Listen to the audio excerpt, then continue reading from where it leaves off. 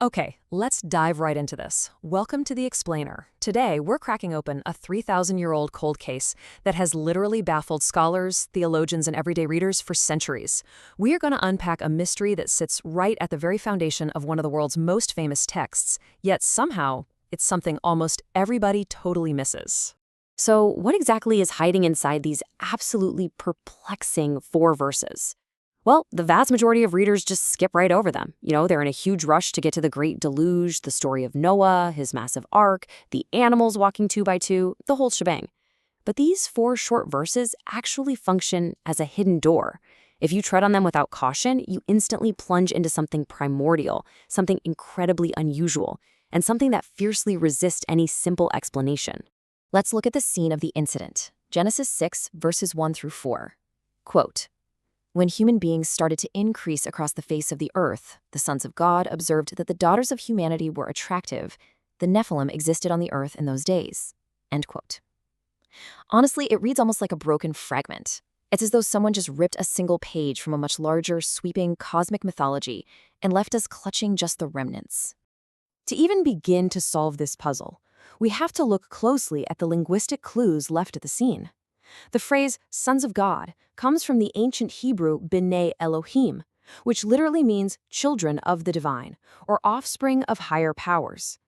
Now, the offspring they supposedly produce with human women are called the Nephilim, which translates directly to fallen ones or giants. These were the legendary powerful warriors of antiquity. But the passage gives us absolutely zero footnotes. There are no helpful asides to explain what on earth just happened here. Which brings us to Section 1, the linguistic clues and ancient world view. The number 6 is incredibly revealing here. The exact Hebrew phrase ben Elohim appears exactly 6 times in the entire Hebrew Bible. And in every single other occurrence, like over in the Book of Job, where they present themselves before the divine throne, this phrase refers exclusively to celestial beings. Never humans, not once. And the archaeological context makes this even clearer. Back in 1928, massive discoveries in the ancient city of Ugarit reveal that Israel's neighbors shared a very specific worldview.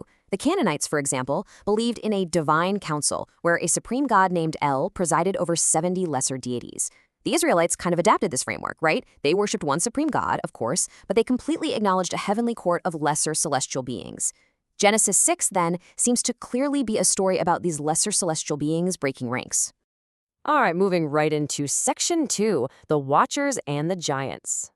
Let's move to and see how this builds into the incredibly famous Book of Enoch, because ancient Jewish writers, well, they definitely weren't satisfied with just 4 verses, so they massively expanded the whole story. In this expanded narrative, 200 angels, who are known as the Watchers, descend to Mount Hermon. They take human wives, and they produce these giant offspring. These giants then proceed to consume all the Earth's food and eventually turn on humanity itself, basically making the Great Flood a cosmic necessity just to cleanse the Earth.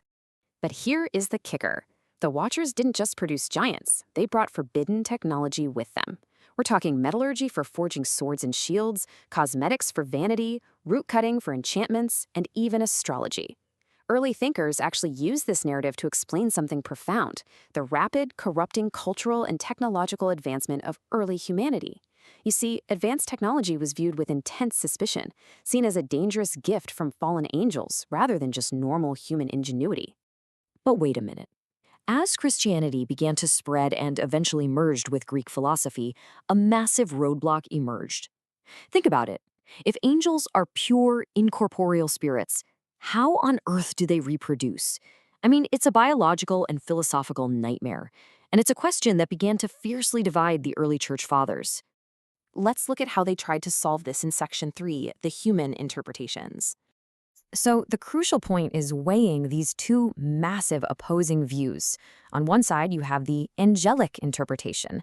This perfectly fits the ancient Hebrew linguistics, but as we just saw, it creates giant philosophical headaches. On the other side, you have figures like Augustine championing the Sethite interpretation. He argued that the sons of God were simply righteous human men from the lineage of Seth, who corrupted themselves by marrying wicked human women from the lineage of Cain. Now, this is philosophically neat and tidy, sure, but it completely ignores the original linguistic meaning of b'nai Elohim. Because of this clash, a third theory also emerged, the royal interpretation. This version just completely strips out all the angels and all the religious lineages. It suggests the sons of God were simply ancient human kings and tyrants, arrogant men who claimed divine status for themselves, who were just building massive harems to concentrate their political power. In this view, the Nephilim were literally just their heavily armed, tyrannical kids. Okay, let's fast forward a bit to Section 4, Magic, Folklore, and Reformation. And this brilliantly illustrates how the core theme of this mystery isn't just isolated to the Bible. Almost every major culture universally processed this fascinating idea of the divine crossing boundaries into the mortal realm. The Greeks, they had their demigods and heroes. Judaism had the Watchers. And the Islamic tradition, it actually has its own absolutely fascinating parallel. Yeah, the Quran and Islamic tradition speak of Harut and Marut. These were two angels who basically boasted they could easily resist human temptation. So God gave them physical form and sent them down to earth as a test. Well, they quickly failed, falling into sin. As punishment, tradition says they are suspended upside down in a well in Babylon, where they teach magic to anyone foolish enough to seek it out.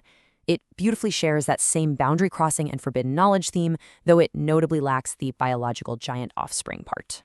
Which brings us to Section 5, the Reformation to modern era. By demanding a strict return to the original texts, the Protestant reformers violently collided over Genesis 6.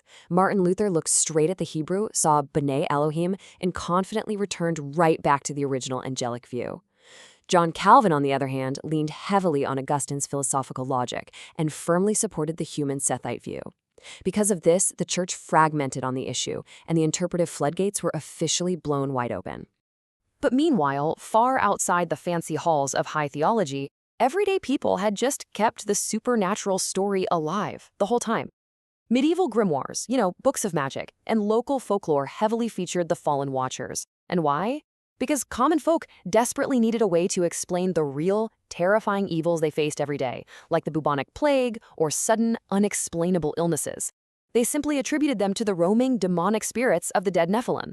Now, as we move into the modern era, the myth-making adapted to fit our brand new scientific worldview. Back in 1888, mystics like Helena Blavatsky claimed the Nephilim were actually survivors of an ancient Atlantean root race.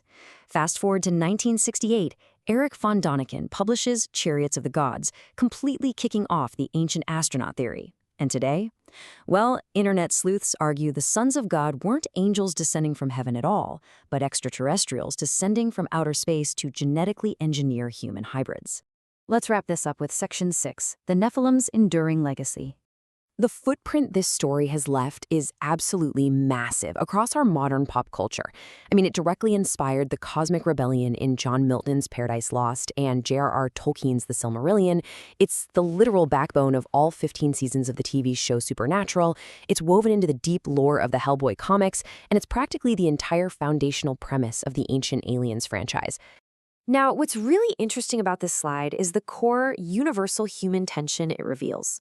Regardless of whether a culture views these beings as angels, ancient human kings, or even space aliens, humanity is inherently deeply fascinated by what happens when the boundary between our frail mortal limitation and divine ultimate power is breached.